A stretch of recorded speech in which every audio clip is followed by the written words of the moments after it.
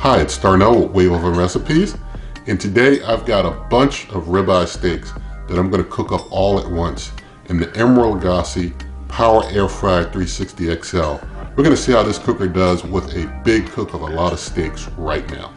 Alright, so got myself here about 4.5 pounds of boneless ribeye steaks, and there's 4 in the pack. Because there's so many, I don't think they're going to fit across a single crisper tray. They probably won't because there's so many. I might try and get all 4 on a single crisper tray, but I doubt that'll work out. So I'm going to basically get it open. I'm just going to see. I think I'm going to need 2 crisper trays to hold them all, but I'm just going to see if I can come up with a configuration that might hold all 4. Although I'm planning to, need to use 2 crisper trays. I'll just see what I can come up with here.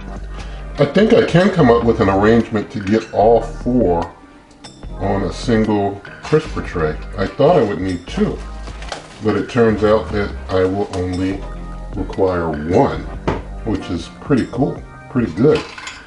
So just going to basically get them all on a single crisper tray. And that's pretty good and cool.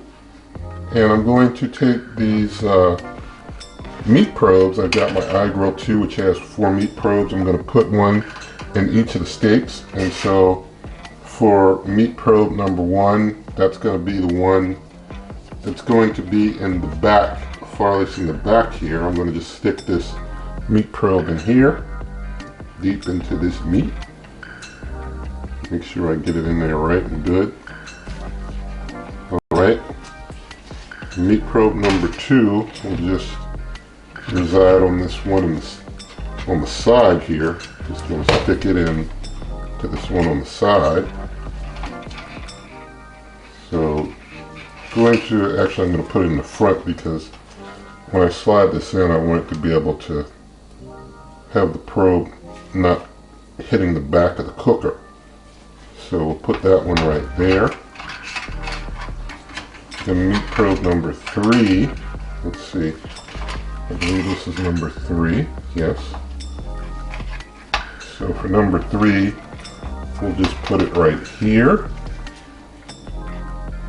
And that will kind of be in the back of this one here.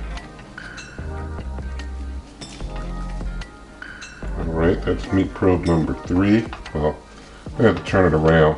It's not going to, I'll have to turn it back this way. We'll have to go this way and just kind of be on the meat a bit, but that'll be okay. So that's meat probe number 3. Meat probe number 4 we'll put back here.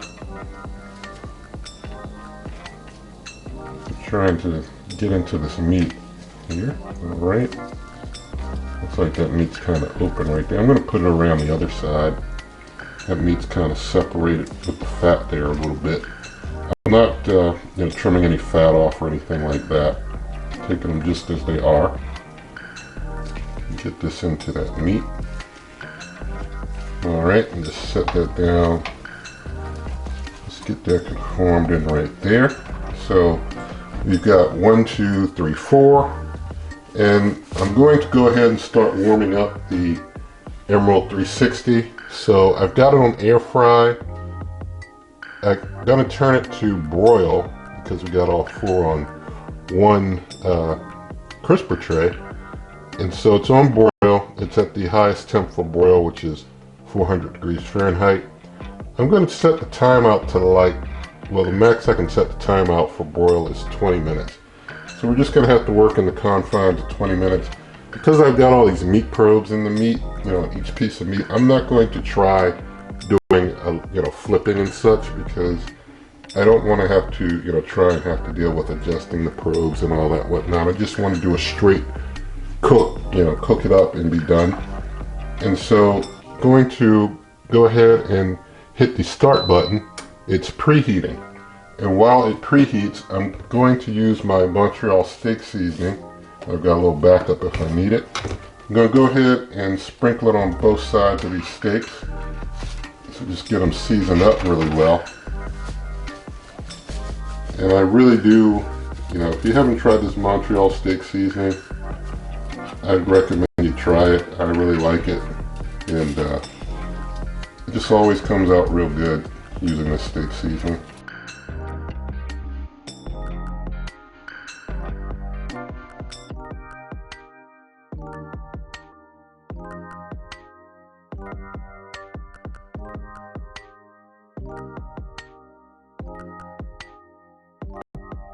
Alright, looks like things just finished preheating, so I'm going to open up and put this baking pan down under here, down on that lower level, and I can just set my steaks up nice and high at the broiler level. So getting those in here, trying to be careful of all the wires I got going on with all these meat probes in here. Gonna have to get this out real quick, get those wires up. Alright. Just like that there. Close up and just hit start. Actually, I'm going to pause, turn it back to a full 20 minutes, and then hit start.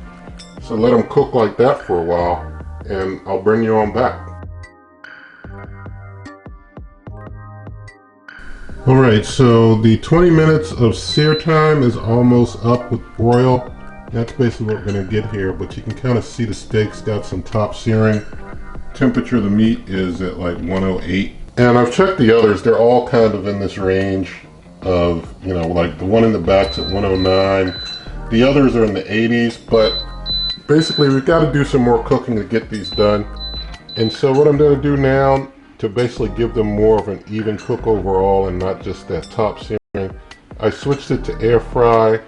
I'm going to change that air fry up to 400 just so we can get through any preheat quickly and let it keep cooking. Actually, I'm gonna go all the way to 450. It's gonna do some preheat time as well while it's trying to reach that 450, but it's only got like 50 degrees to go to get to that 450, so it should preheat quickly. So basically to give it more of an even rounded cook, and I'm not, you know, like doing any flip or anything like that, just gonna, you know, basically air fry them hard at 450 till I get to my target temperature. I'm going for kind of a medium cook overall, so basically about 155 is where I'm going to stop and start pulling steaks when each of them starts reaching 155. Okay, so after the 20 minutes of broil time, I switched it, you know, to the air fry, and basically been going for about 11 minutes at 450 degrees Fahrenheit on the air fry after it did its preheat with the steaks in there. And now you see the steak that's in the back that's getting the most heat is going between 153, 154. I'm going to be pulling that one soon. You can see the steak right here is at 142. The steak that's kind of in the middle here is at 135. And the steak furthest to the right is at 140. Kind of playing between 139 and 140. So the one in the back has hit 155. I'm going to pull that one now and going to hit pause.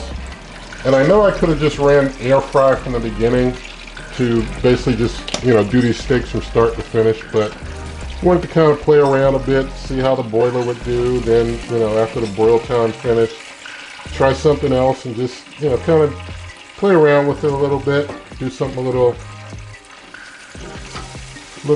back and forth with it. But this one is done. I'm trying to get it out from all these wires and things. See if I can get the cord out of there. Yeah, get that meat probe out of there. I'll have to detangle that a bit, but putting the rest of those way back up in there and hitting that start again. And gonna let those others continue. You can see this one is done. Got some good charring on it. And gonna let those continue. Bring them back. Alright, so we are about 17 minutes into the air fry portion, and the second steak has reached 154, and this fan, just as I started talking to you, just started making a little bit of noise from it. You know, sometimes the fan makes some funny noises now and then, but this is the first time that it's done it during this cook. So, you know, pretty interesting that it started with that. Once it hits 155, I'm going to pull it. You can see the others at 149 and 151. So pull this in a moment. Alright, 18 minutes in, gonna pause. We'll see if I can stop that fan. You just tap on the side sometimes, it stops that funny noise making every now and then. Now I'm going to get these out. Sorry about that. And so we get our second steak off. You see this one has an even nicer sear on there. You know, nice and well cooked. Push these all the way back and close up. I'm going to continue cooking. We'll see how much longer this takes, but so far with the two that are done, that's been about 38 minutes so far, if you don't include the time that the cooker was in preheat for the air fry part. And if you haven't seen some of my other steak cooks on this channel, you know, you can see where I've done reverse sears and other types of cooks of steaks, other types of ways. So for this one, I wanted to do something a little different from all those other methods that I've done before. Doing this one here, just to hit it with the broil, and then just see, you know, what an air fry do to finish it off. So I'll bring you on back in a bit. Now we're 19 minutes into the air fry. The one on the far right has reached 154. The other one is at 153. So they're both getting ready to come out. So I'm going to basically just let them both hit 155 before I stop them. Well, I'm going to let this other one hit 155 because it's so close. Just going to let them both finish off. Alright, now that one has reached 155 and the other one is at 156, so very close. I'm going to turn this off. I'm going to hit cancel to stop the cooker. You heard that air fryer fan giving us a little bit of extra feedback there. I'm going to get these two off. I'm going to turn this light on real quick. Have a look at these. I mean, they got some nice searing but looking juicy still. And that's without any oil. You see those natural juices just built up on there. I'm gonna get this other one off of here. All right, that's a lot of steak. A lot of good looking steak. I'll close this cooker up. Get that probe out of this one. Alrighty. Now I'm going to get myself a plate. Got myself a plate already waiting for some taste testing. I'll get my knife. Let's cut through this big one here. This one looks, you know, really nice and big and seared. And I wanted, you know, that medium well interior. So there we have it. We have a medium well inside. I'm going to put it on the plate and let you see a closer look at it. And I know I could have waited a while, you know, let them reabsorb juices or whatever, but chose not to. I want to get right into them, have a look at them, and get into taste testing. So you see there, we got a nice medium well, perfectly done. So I'm just going to slice a piece off the end of this one. Well, I'm just going to slice it this way and then slice a piece for taste testing. So I'm just going to slice this piece here for taste test purposes. Gonna move the camera and we're going to taste test this.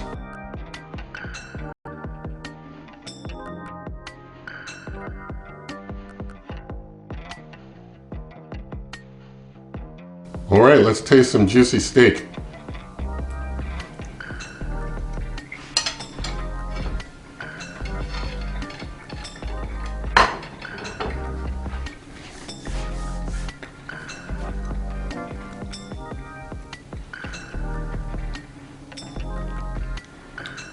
That's a tender, juicy steak. Turned out great. Time to turn the camera off and eat.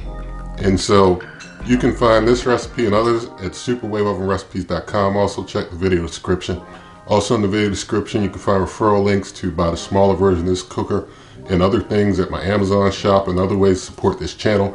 You can always come to this YouTube channel by going to waveovenrecipes.com, on Twitter and Instagram at waveovenrecipes.com. And also, if you like this video, give it a thumbs up. Share the video with your friends, leave your comments, subscribe to the channel, hit that notification bell, and good eating, because I'm about to do some good eating right now.